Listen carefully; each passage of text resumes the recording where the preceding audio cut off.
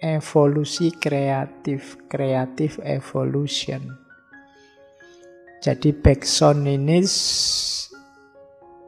terpengaruh oleh gagasan-gagasannya Darwin. Cuma dia tidak ikut begitu saja. Dia punya banyak kritikan pada Darwinian. Jadi yang pertama dia mengkritik secara umum peradaban barat yang mekanistik dan ada gagasan sebaliknya.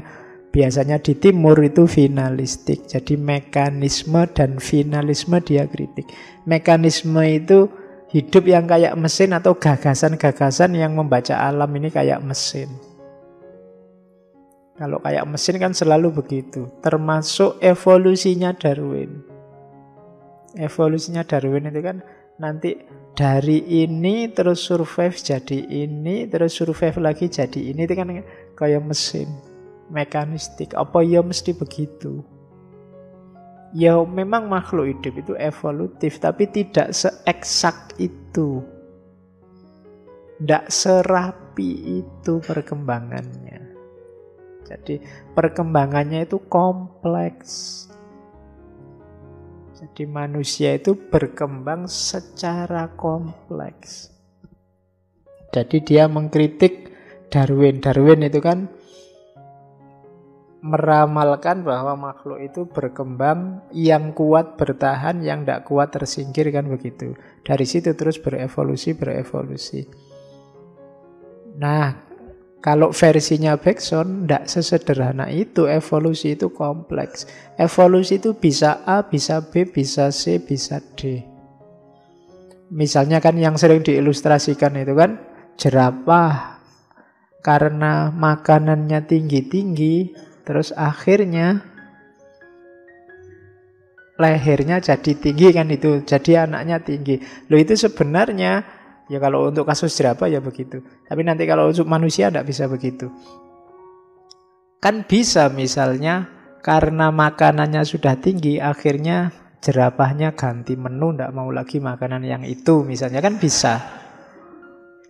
Kan ada cerita misalnya kambing itu di wilayah tertentu ada yang sampai makan kertas segala. Karena rumputnya habis. Gitu loh. Jadi evolusi itu tidak bisa diramalkan seeksak itu. Jadi itu kritiknya, tidak mekanistik, tapi dia juga mengkritik finalisme. Finalisme itu ya apa? Ada puncaknya, ada finalnya.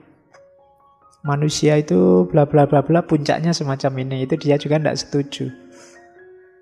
Lagi-lagi sama, tidak sesederhana itu. Jadi hidup ini kompleks, tidak bisa kamu ramal kepastian-kepastiannya. Apalagi yang hubungannya sama manusia. Baik mekanisme maupun finalisme itu tidak bisa menjelaskan proses evolusi yang sejati. Yang hilang apa? Aspek kreatifnya. Evolusi itu kan melahirkan sesuatu yang baru. Lahirnya sesuatu yang baru ini kreatif sifatnya. Bisa macam-macam. Yang di teorinya Darwin dan kawan-kawan belum kelihatan. Masih kelihatan mekanis. Nah, itu kritiknya pada mekanisme. Nah, kita lihat sekarang apa itu evolusi kreatif.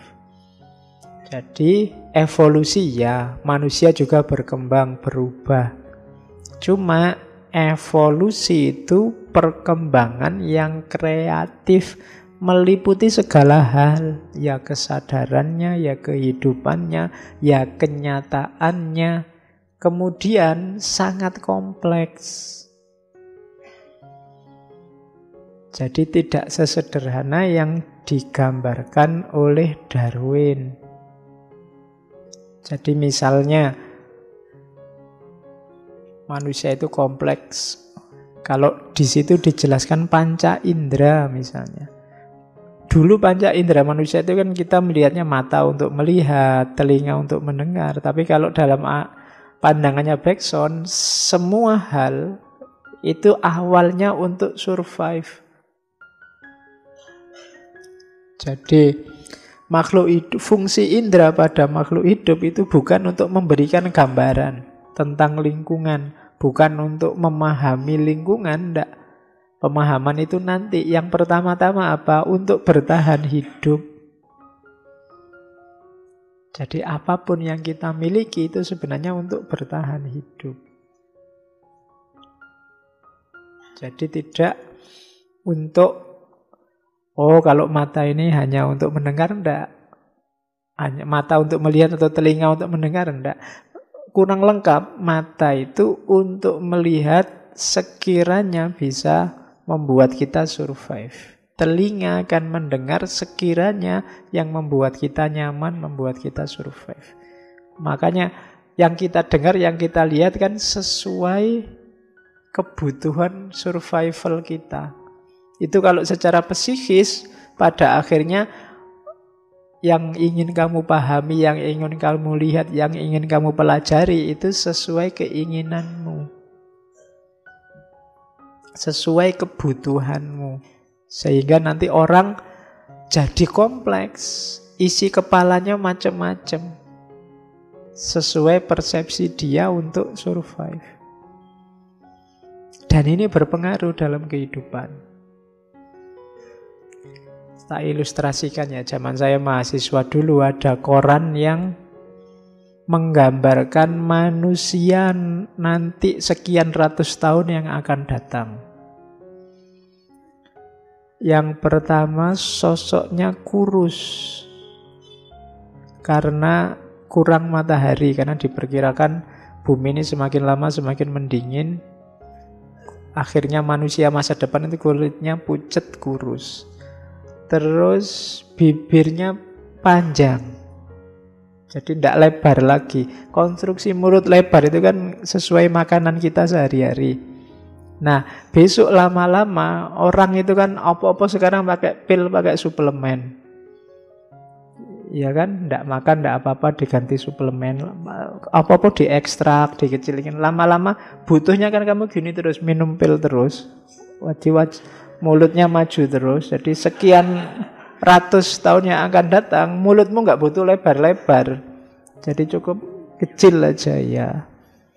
Terus matanya jadi besar dan merah.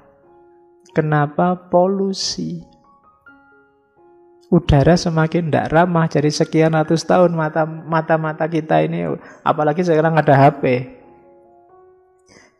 Jadi tidak sehat terus. Dan ini nanti mengubah struktur badan kita. Jadi matanya jadi merah. Terus rambutnya gundul. Karena lagi-lagi polusi. Tangannya jadi panjang. Jari-jarinya lekat karena tidak banyak aktivitas lagi. Paling kayak alien itu akhirnya cuma butuh laptop, butuh apa-apa kan butuh itu. Jadi jarinya tinggal 2 apa 3 gitu aja. Tidak butuh 5. Jadi lama-lama begitu. Kenapa? Ya adaptasi untuk kehidupan. Jangan dikira kan kita misalnya khawatir bensin nanti langka. Ya pada akhirnya manusia akan menyesuaikan diri dengan habisnya sumber daya itu. Dan itu yang terjadi terus-menerus. Itu yang orang ingin apa, alam semesta materi menyediakan apa, ini selalu terjadi dialektika.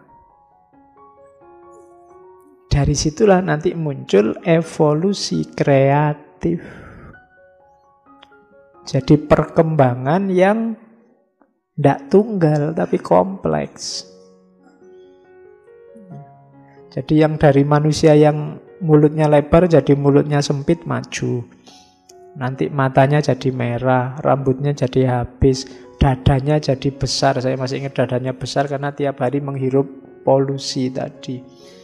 Wajahnya agak pucat. Ini persis alien akhirnya kita. Sekarang kita anggap alien, tapi mungkin besok kita inovasi ke sana. Ya jangan kan gitu. Postur manusia hari ini kalau dibandingkan kalau ada nenek moyangmu dari tahun sekian abad yang lalu hidup lagi, mungkin ya kaget manusia hari ini kok jadi kayak gini semua. Nggak kayak zaman kita tegap-tegap, gagah-gagah, sekarang kecil-kecil. Dulu orang bisa 10 meter katanya, itu Nabi Adam berapa meter katanya. Kalau Nabi Adam sekarang ada itu mungkin, loh kok kecil-kecil manusia hari ini. Heran dia. Jadi ada evolusi kreatif. Tidak sesederhana yang dijelaskan oleh Darwin. Nah, evolusi kreatif ini pendorongnya namanya elan vital. Elan ya, bukan alat. Ayo, pikiranmu mesti kalau saya ngomong apa bayangannya ke situ. Daya hidup kalau bahasa Indonesianya. Daya pendorong. Jadi elan vital yang ada dalam diri tiap orang itu yang mendorong. Kalau orang fokusnya ke sains, daya hidupnya terdorong ke situ. Itu namanya elan vital. Orang fokusnya ke agama, ya daya hidupnya terdorong ke situ. Energinya, aktivitasnya macam-macam terdorong ke situ semua. Kalau orang fokusnya hanya politik, ya fasilitas, sumber daya alam, daya hidup sendiri akan terdorong ke situ. Jadi kuncinya hidup ini nanti kita evolusi kemana, berkreasi jadi apa, kuncinya ada di elan vital. Daya hidup kita. Kalian masing-masing punya ini, punya elan vital ini, punya daya hidup ini. Arahnya kemana ya kalian yang tahu. Ada yang fokus kerja, ada yang fokus kuliah, ada yang fokus macam-macam. Jadi daya hidupmu mendorong kemana, dari situlah nanti terjadi evolusi kreatif. Itu namanya elan vital tadi. Jadi dialah yang menjadi penyebab bermacam-macam variasi yang akhirnya menghasilkan jenis-jenis baru. Terdorong kemana hidupmu, dari situ akan terjadi evolusi kreatif. Tantangannya elan vital itu saya bilang tadi materi. Semangatmu kemana yang nyegat materi, dunia nyata di luar dirimu. Pinginmu jadi apa tapi materi nyegatmu, apa bisa kamu jadi itu? Nah itu yang mencegatnya materi, namanya elan vital.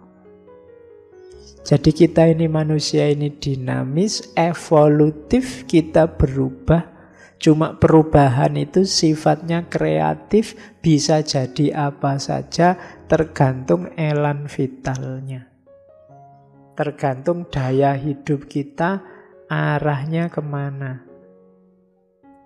Daya hidup inilah yang menentukan ciri-ciri kita akan kreasi kemana.